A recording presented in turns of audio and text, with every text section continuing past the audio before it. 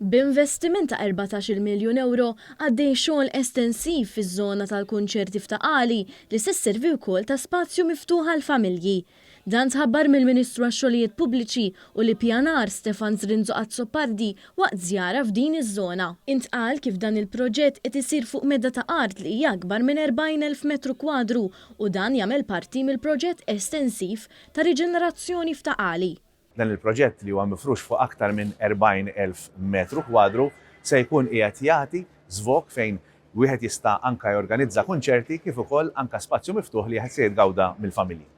Il-perit responsabbli mill-proġett Lorenz Butigic spjega kif din iż-żona spiċċat abbandunata u permezz ta' dan il-proġett se tingħata il-ħajja. L-idea kienet illi jista' jsiru kunċerti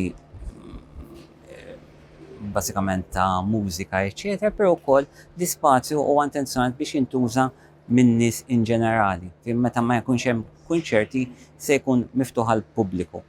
Dan l-ispazju se joffri l-faċilitajiet kollha possibbli biex ikunu jistgħu jittellaw attivitajiet tal-massa tal-ogħla livell b'dawl innovattiv, teknoloġija moderna u sistema taħt l-art ta' servizzi sanitarji.